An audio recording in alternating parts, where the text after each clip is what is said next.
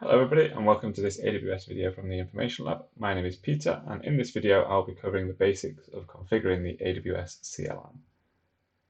We're talking about how to set up your local environment securely so that you can make requests via the command line to query resources in your AWS accounts. And we'll also have a look at configuration required for authenticating the CLI if you're using AWS single sign-on as well. A couple of notes before we start. We're not going to cover installing the AWS CLI. If you do want to follow along with this video, then that is a prerequisite. But there is documentation for that, and I will show you where to find that documentation as well.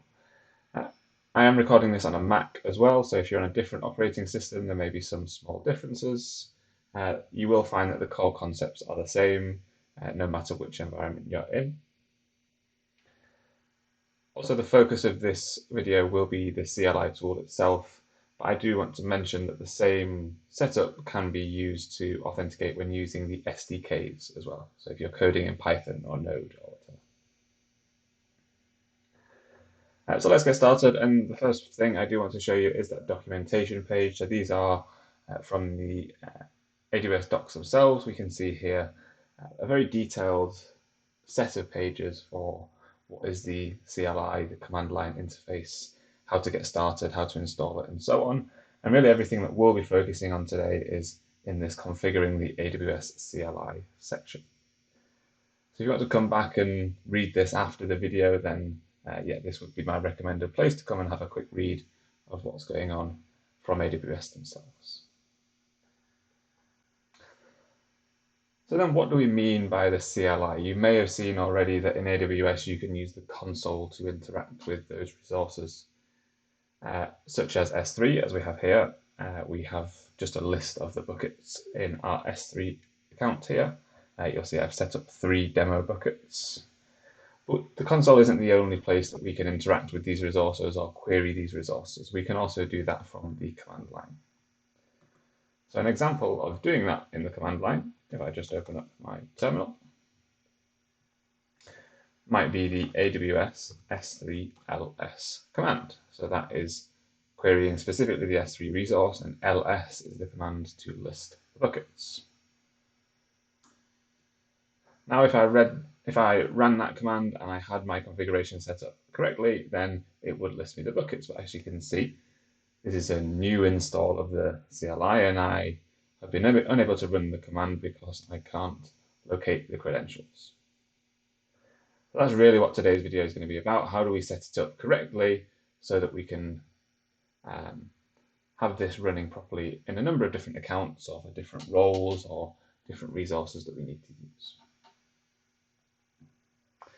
Before we do any running other commands, such as it's suggesting there, AWS configure or anything like that, we first need to set up a user that can actually run command line commands. So we're going to do that back in our console. I'm going to go into the IAM section of the console, and you can see here I've got 2 users. One of the users is the one that I'm actually using at the moment to log into the console. That is the Peter user.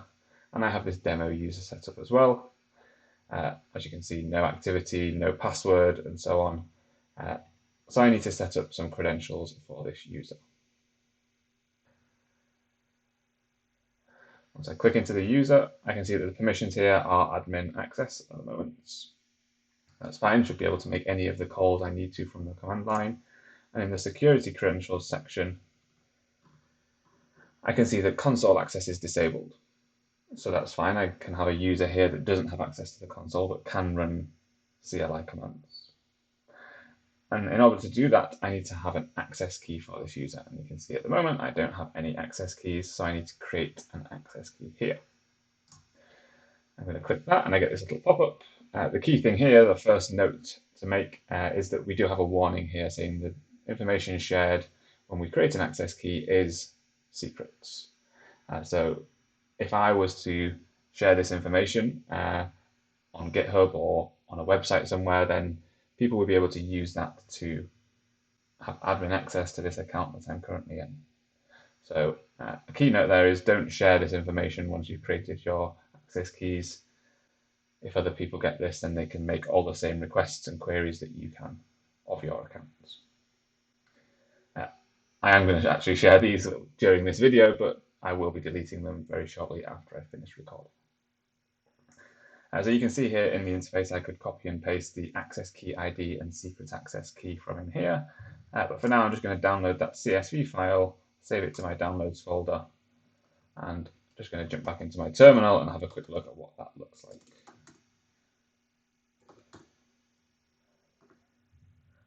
I have a couple in here. I'm going to read the one that is the second that I've just downloaded. And you can see, yeah, the only content in that CSV file are my access key ID and my secret access key. So we'll use those in just a moment.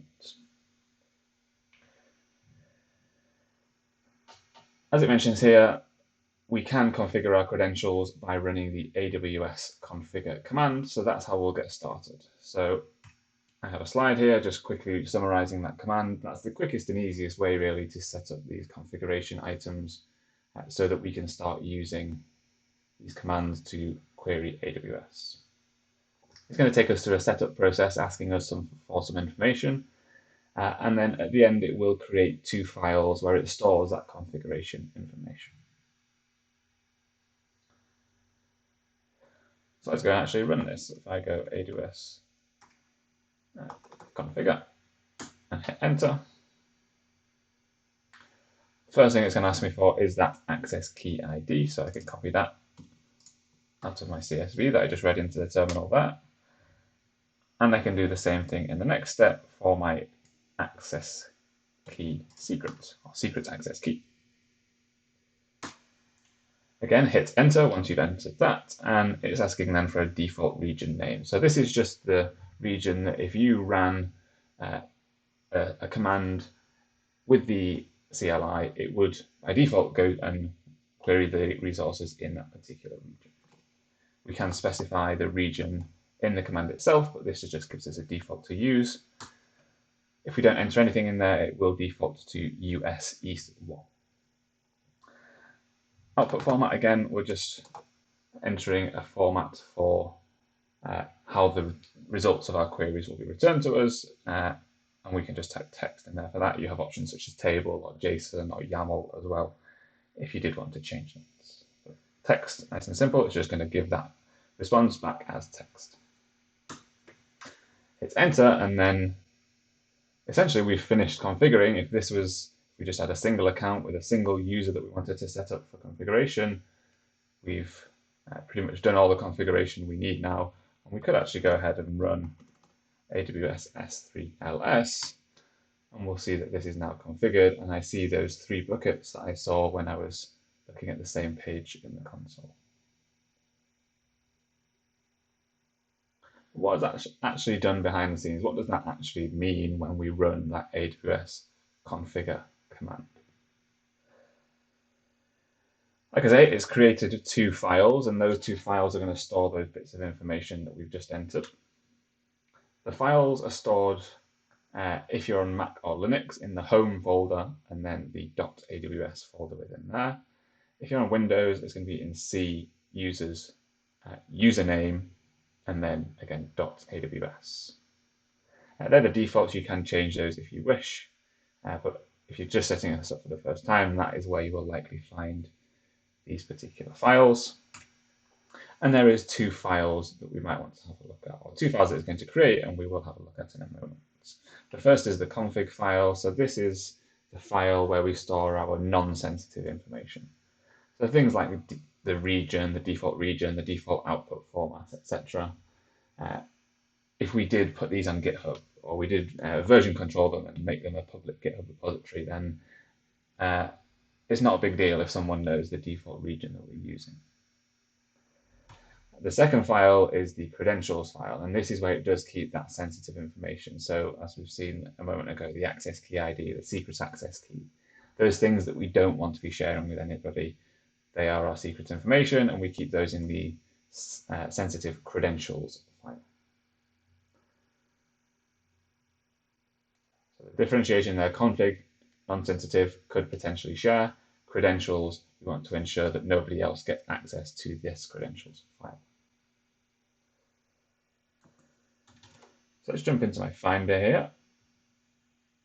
And we can have a look at, again, I'm in my home folder here. I've got my .aws folder that it's just created for me. I can click into that and I see those two files as mentioned. So the config and the credentials. I can open those up. So let's open the text editor here. And again, we can have a quick look at these two different files. So we have config storing our non-sensitive information like region and output formats, and then credentials storing our sensitive information. So again, don't share the credentials file, but the config file could, in theory, be shared between a team, for example, and everybody could be sharing the same config file if they're logging into similar accounts, but they would have very much their own credentials files.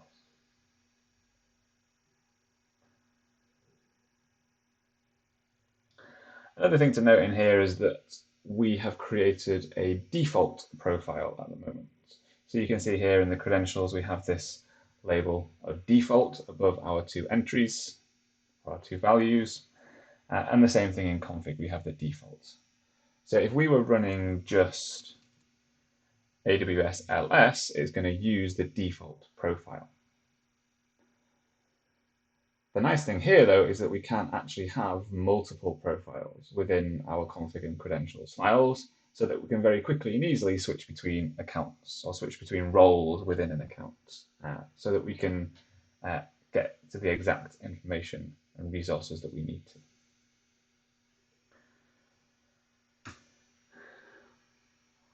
So when we are configuring our config or credentials file for multiple profiles, what we would do is we would name those profiles instead of having default as the name of the profile within the config credentials file. We would give it a name, and then we would execute our commands with the profile option so that it knows specifically which profile we should be using. Let's go ahead and do that. Let's go ahead and manually update our config and credentials file. We'll remove this default one and we'll call this, or I'm going to call this one PS demo just because it's part of this demo that we're running here today. And I'm going to do the same thing in credentials. Actually, just a quick note there, they are different between config and credentials. In config, it is set up as profile space and then the profile name that you want. In credentials, it is just the profile name within those square brackets. Then if we wanted to add a second profile, I can just copy and paste this. We'll call this next one PS Demo 1. Maybe I want this one to be EU West 1 by default. And maybe I want it to have a different, let's go table instead of text as the default output. And in credentials, I am just going to copy and paste some credentials in here. These are going to get me into a different account, obviously a different user within a different AWS account.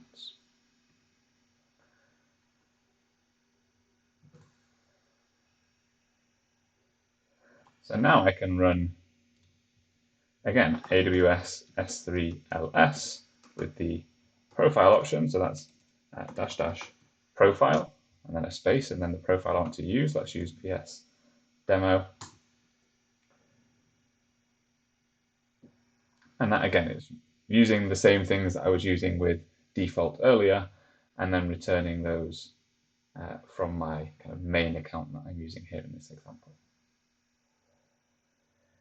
If I wanted to do the same thing, but with my second profile that I've just set up, then I can do profile PS demo 1. And then this should return me no buckets. I don't think there's any buckets. Oh, interesting.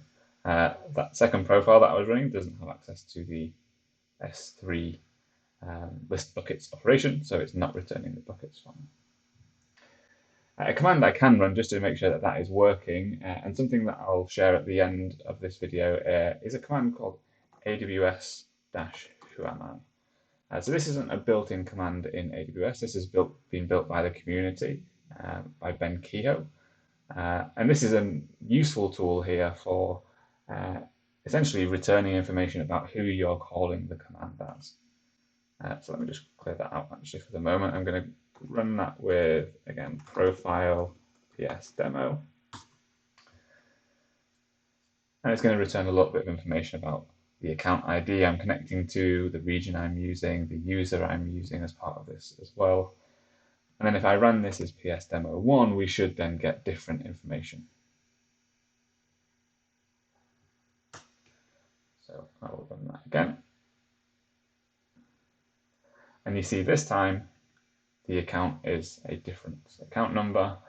The region, because we set up a different region within our config file, is EU West 1. The user also is different, and so on and so on.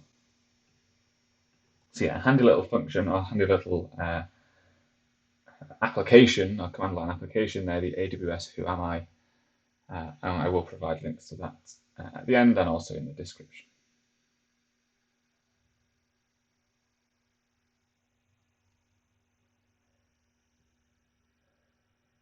Okay, so we've looked at some of the basics of kind of setting up that configuration. First key thing is use that AWS configure command when you're getting started, but also if you do want to add more profiles, if you do want to make things a little bit more complex, then you can come in and just edit these files manually as well. Another way you might be authenticating with your AWS accounts, rather than using IAM credentials, which these are, these access key ID and secret access key are coming out of IAM, you might instead be authenticating via AWS single sign-on. So with AWS single sign-on, your console might look a little bit something like this, and you might have a list of accounts that you have access to. When you set up your AWS single sign-on, if you want to very quickly and easily log into your account via single sign-on, via the command line, you can use this option here within the kind of single sign-on interface here, command line and programmatic. And you can use these options, setting environment variables or adding the profiles to your credential file. So if I did this, I can, again, just jump into my credentials file. I can, it was PS demo I was using there, wasn't it? So I can go ahead and replace that information with a different access key ID, different secrets, and also this time a session token. So that tells me that these credentials are temporary. So these credentials are temporary. So after a certain amount of time, these credentials will expire and I will stop being able to use the PS demo accounts. So now if I jump into my terminal again and just run that who am I command again, we will see that we are getting different information here. The account ID will be the same, but the user and the ARN are very different here because we're authenticating via that single sign-on service.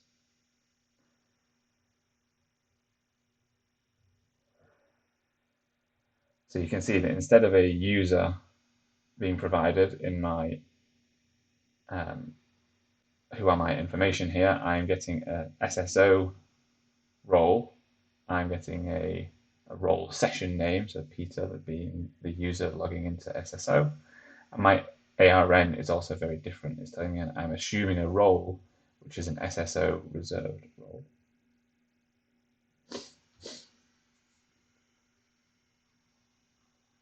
And that way is fine. If you want to continue to use SSO and also use the command line, then that is a way that we can set up our credentials file. However, there is an easier way. There is a better way to do it than this. And we can set that up with the AWS configure SSO command. So very similar to the AWS configure command that we ran earlier, where we put in our key ID and secrets. But this time instead we will be putting our SSO information in so that we can log in to the command line using that single sign-on service. It does require us to launch our browser and then authenticate in there. But it does, once everything is set up, it makes things a whole lot simpler because of that temporary key or that temporary session token bit of information that we no longer have to worry about updating all the time. So let me jump back over into I'm going to actually clear out for now I'm going to clear out my credentials, and I'm going to clear out my config. So we go back to having 0 config here, or 0 credentials set up. I'm then going to run that AWS configure SSO command. Clear out my terminal so it's a bit neater. And again, the process here is going to be stepping through the setup steps that we need to enter information for. So the first thing we need is our SSO start URL. So if you were in an organization here, the organization or the admins of the AWS organization would be able to provide that information with you. For me, I'm just doing this in a demo account again, so I can jump to my SSO, my single sign-on settings page, and I can find my user portal down here at the bottom. So I've copied that to my clipboard, and I can just paste that in there. So it will likely look something like this. An identifier, awsapps.com/start is likely to be the URL. The region, so whatever region the SSO was set up in your account. For me, that was in EU West 2 once again. So that is specifically the region that the SSO was set up in, rather than the region you want to go and call resources from. And then at this point, it might have been a little bit difficult to see that because the browser popped up very quickly, but at this point it's now opening my browser and it's authenticating me in the browser here. I'll give it a moment to load. It should ask me for my username and then go ahead and ask me as well for a password. I can do remember username there.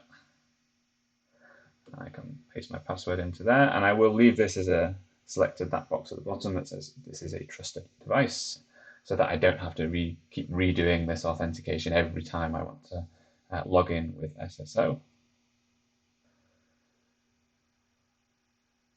It's going to take a moment, and then again we'll just say that this authentication has been, or this connection has been authenticated, and I'll be able to jump back into my terminal. So yeah, I have a next step to just authorize that request. I'm going to click allow there and request approved. I can now close that down and jump back over into my terminal. There is a few more steps here, so don't miss out these extra steps when you are configuring this, but we can say kind of which account do we want to set up, or which account do we want to access via this configuration. So for me, I'm going to, let's use PS demo as the first one. And we can add in, again, some of those defaults that we're adding in before, like default region. Again, I'm just going to add in EU West 2 here. Default output format, again, let's just use text for now. And we can give it a profile name as well. So I'm going to call this one PS demo. It does have if you didn't put anything in there, if you just enter, it would give you admin access dash, and then that's the account number. But we can give it a nice friendly name with PS demo there.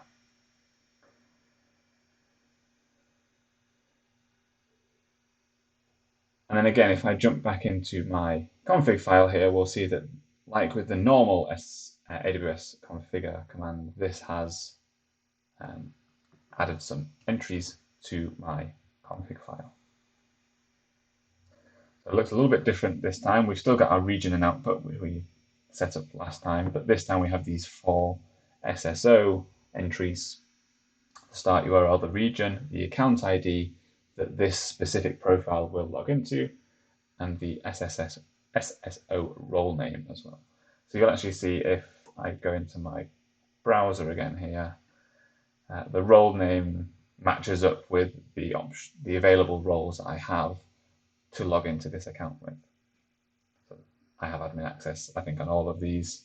But yeah, if you have different ones, there's power user access, there's billing access, and so on. That will be the role, and you associate an account and role combination for one of these profiles within your config.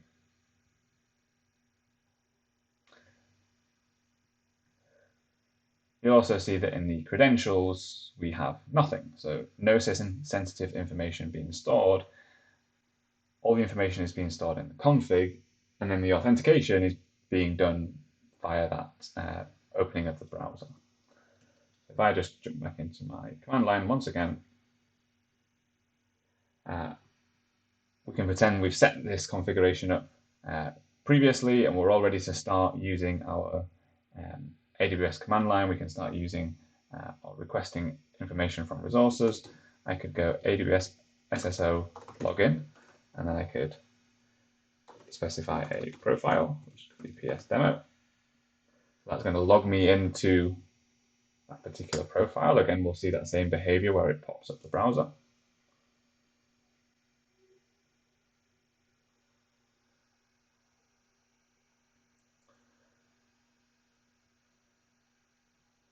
Just give it a moment to load. This time, because when I previously logged in, I ticked that trusted device box. It doesn't ask me to put all my user information in, but it does ask me to authorize this request by clicking allow. Again, I can approve the request, so I can jump back into my terminal, and now I can do my commands SSO ls, and then again, I will enter my profile to make sure I'm authenticating with the right profile. And we should see those 3 buckets being listed.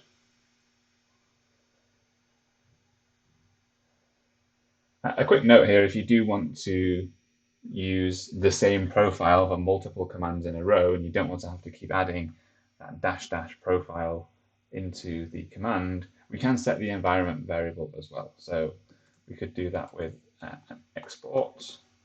If you're on Mac or Linux, I think it's maybe set on Windows, I'm not entirely sure.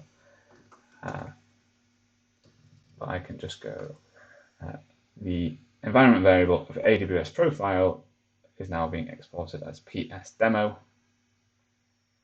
If I export this, I can now actually just run AWS S3 ls. It's going to take the profile information from that environment variable that I've just written.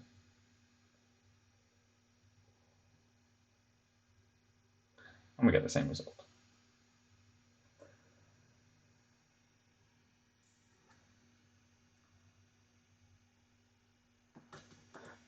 So also with our SSO configuration, we can again still use the same kind of multi-profile setup. We don't have to always be limited obviously to the same profile.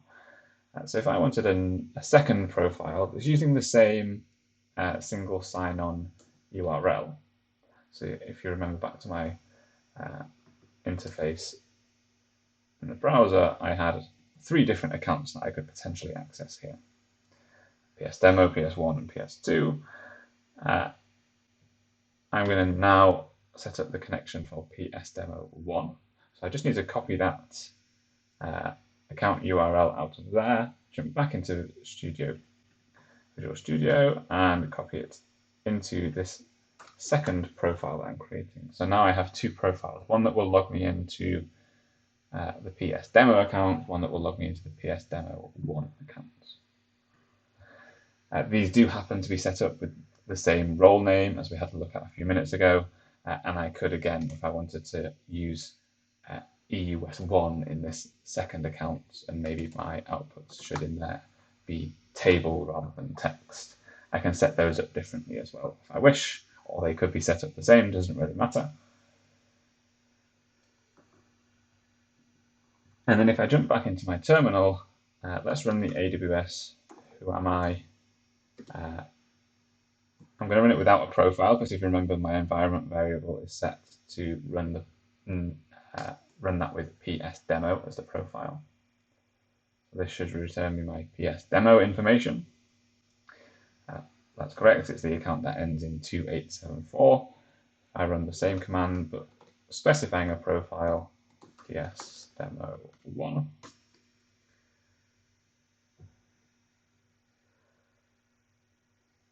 We'll get that second bit of account information. I'm running the account that ends in 5306 here.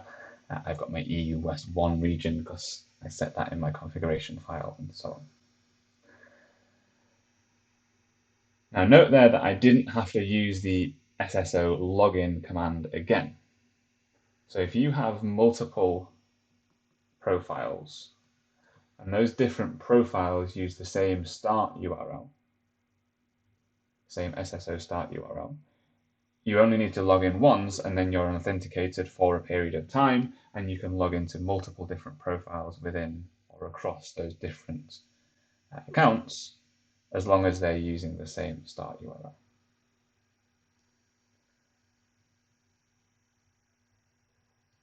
So now it's open your terminal, run SSO login. When you first log in, you'll be authenticated for a period of time, depending on the settings set up in your SSO. You can then run the commands for different accounts. You can switch quickly and easily between those different accounts without having to grab information and session tokens and all that sort of stuff for all those different accounts. And then you can log out at the end of your session, or after a period of time, you will your kind of session will end, and you will no longer be able to call those commands without re-logging in with SSO.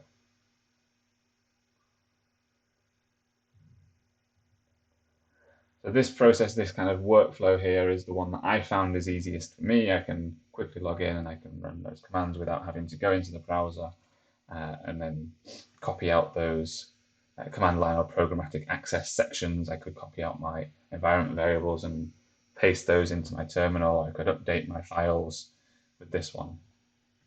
I found that using that SSO login is much easier and much quicker.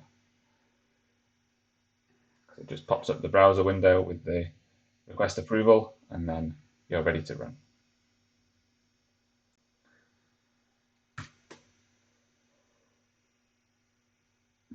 So just to wrap this up here then, so yeah, like we've said, we use that SSO login to authenticate, and then our CLI kind of session is up and running and ready to start querying our resources. So in terms of wrapping up then, some useful links here. We've had a look at a couple of them. We've looked at the documentation. The link is there. Also specifically the configuration documentation, which is in that page, but covers everything in a lot more detail than I've gone through today, but specifically about all the steps you need to take to configure your AWS CLI. And then the final thing, I was running that little command line app called AWS Who Am I? Community application from Ben Kehoe, and the GitHub repo for it is there on the screen.